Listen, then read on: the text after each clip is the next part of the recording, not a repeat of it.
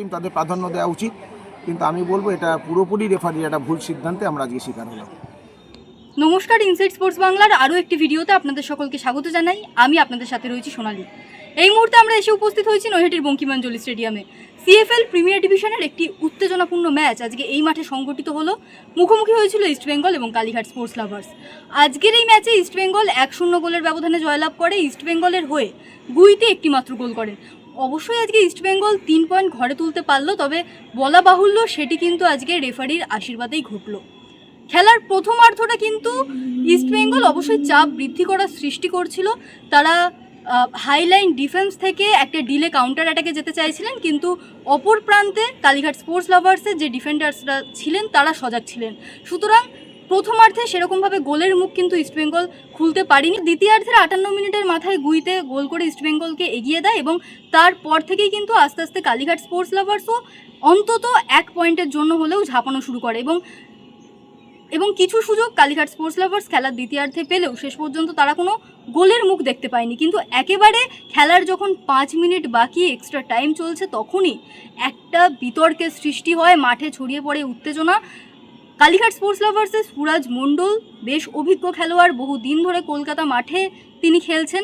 তিনি বল নিয়ে ইস্টবেঙ্গলের বক্সে ঢোকেন, তখনই কিন্তু ইস্টবেঙ্গলের সুমন দে তাকে বাধা দিতে যান এবং একেবারে বক্সের মধ্যে লুটিয়ে পড়েন সুরজ মণ্ডল। সেখান থেকেই কিন্তু খেলোয়াড়দের রেফারির কাছে দাবি পেনাল্টি, তবে সেই পেনাল্টি কিন্তু নাকচ করে দেয় রেফারি এবং সেখান থেকেই আজকের ম্যাচের মূল বিতর্ক উত্তেজনার সৃষ্টি, কারণ সেটিকে কিন্তু সকলেই একেবারে জেনুইন পেনাল্টি হিসেবেই ধরছেন। কিন্তু খেলার একেবারে শেষ মুহূর্তে 1 পয়েন্ট হলেও ঘরে তোলার সুযোগ আজকে কালীঘাট স্পোর্টস লাভার্সের হাত থেকে বলা চলে ছিনিয়ে নিল কে, সেই রেফারি। এবং শেষে আমরা আজকে কথা বলে নিয়েছিলাম দুই দলের কোচের সাথে। তবে তো আপনারাও দেখেছেন যেভাবে ফার্স্ট হাফে এদিক থেকে বল বেরোচ্ছে, লাইসম্যানের কাছে ডিসিশন না নিয়ে উনি সেন্টার সার্কেলের ওপারে ওখান থেকে উনি ডিসিশন নিচ্ছেন। তখন আমি যিনি ফোর্থ অফিসার স্যার ছিলেন তাকেও আমি বললাম, সে বলছে না ঠিক আছে, মিস্টেক হয়ে গেছে, চলো ঠিক আছে, একবার দুবার ঠিক আছে। দেখুন উনিও মানুষ, ভুল সিদ্ধান্ত হতে হবে, তাই বলে এরকম একটা নক্কারজনক সিদ্ধান্ত এটা ভেবে নেওয়া যায় না। আমরা আজকে পুরোপুরি আমাদের রেফারির শিকার হলাম। যে ছেলেরা যে ফুটবল খেলেছে আজকে আমাদের হিসাবে অনবদ্য ফুটবল খেলেছে, কিন্তু রেফারির কিছু মিস্টেকের জন্য, ব্লান্ডার মিস্টেক, যে এখানে একটা টিম হারছে 1 গোলে, বল নিয়ে বক্সের মধ্যে ঢুকে গেছে, ও রান করছে গোল পোস্টের দিকে, সেখানে ঠেলে ফেলে দিল। ও আবার সে লাইসম্যান স্যারের কাছ থেকে ডেকে নিয়ে পরামর্শ নেওয়ার পরে সে উল্টো ফাউল দিল। এটা তো আমার জানা নেই, আজকে এটা আমি জেনে গেলাম যে এইভাবেও ডিসিশন চেঞ্জ করা যায়।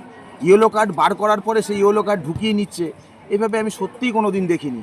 আমার এই রেফারি যে এরকম একটা রিটার্ন আমাদের দেবে, মানে ডিসিশন, এটা সত্যি আমরা ভাবতে পারছি না। আপনারা কি এটা নিয়ে চিঠি দেবেন? সেটা ম্যানেজমেন্ট আছে, ম্যানেজমেন্ট সেটা কথা বলে ম্যানেজমেন্টের যেটা সিদ্ধান্ত, কিন্তু অ্যাজ পার তো এখানে আমরা হেরে গেলাম, ম্যানেজমেন্ট সেটা করবে, সেটা ম্যানেজমেন্টের পার্ট। কিন্তু কি হলো রেজাল্ট? কালীঘাট 0, ইস্টবেঙ্গল 1। বড় টিম, অবশ্যই বড় টিম, তাদের প্রাধান্য দেওয়া উচিত, কিন্তু আমি বলবো এটা পুরোপুরি রেফারির একটা ভুল সিদ্ধান্তে আমরা আজকে শিকার হলাম। না, আন্ডার পারফর্ম না। দেখো, যেসব টিমগুলো লো ব্লকে খেলে সেসব টিমগুলোর সাথে ভালো ফুটবল খেলাটা খুব কঠিন, কারণ 11 জন প্লেয়ারই যদি একটা হাফে দাঁড়িয়ে থাকে, মাঠটা কতখানি ছোটো হয়ে গেল, তো ওইগুলোই মাঠের মধ্যে কাজ করা খুব কঠিন হয়। তার ফলেও এটা করার পরেও আমরা অনেকগুলো চান্স ওপেন করেছি। আমরা চান্সগুলো যদি হ্যান্ডেল করতে পারতাম, যদি ফার্স্ট হাফে আশিকের চান্সটা যদি আমরা হ্যান্ডেল করতে পারতাম, বা সেকেন্ড হাফে যে দুটো ইউজ করবো, তাহলে অনেক আগে রেজাল্ট হয়ে যেত। রেজাল্টটা যখন স্কোরটা যদি বড়ো হয়ে যেত তখন খেলাটা অনেক ইজি হয়ে যেত। সেটা হয়নি, আমরা হ্যান্ডেল করতে পারিনি বলে খেলাটা একটুখানি মনে হয়েছে অসুবিধা। কিন্তু লো ব্লকে টিমের সাথে খেলা কিন্তু খুব কঠিন।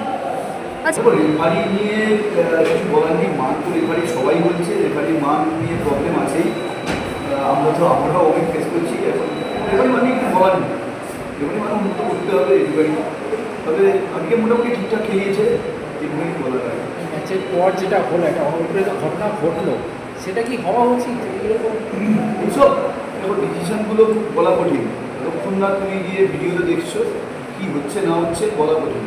আমরা মনে করছি যে বলটা ট্যাকেল হয়েছে, যেমন আমরা ফার্স্ট বলটা যেটা বেনফিটকে দিল, আমাদের মনে হয়েছে বলে ট্যাকেল হয়েছে, কিন্তু রেফারি মনে হয়েছে যেটা বলে ট্যাকেল হয়নি।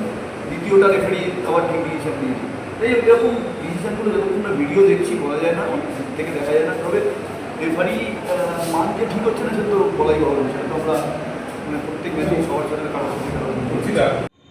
দুই দলের কোচের বক্তব্য তো আপনারা শুনলেনই, এবং বিশেষ করে ইস্টবেঙ্গল দলের সহকারী কোচ অর্চিষ্মান বিশ্বাসও কিন্তু বললেন বর্তমান সময়ে রেফারিংয়ের মান কিন্তু এরকমই এবং এটি বহুদিন ধরে হয়ে আসছে। পরবর্তীকালে কালীঘাট স্পোর্টস লাভার্স কীরকম পারফরমেন্স করে অবশ্যই সেই দিকে চোখ থাকবে। তবে বর্তমানে এই ফুটবলে রেফারি কিন্তু একটা বাধা হয়ে দাঁড়াচ্ছে, তার দৃষ্টান্ত আজকে কিন্তু স্থাপন হয়ে গেল, কারণ রেফারির একটা ভুল সিদ্ধান্তের জন্যে পয়েন্ট হাতছাড়া হয়ে গেল একটা দলের। নৈহাটি বঙ্কিমাঞ্জলি স্টেডিয়াম থেকে সোনালী চ্যাটার্জির report, inside sports Bangla, Kolkata.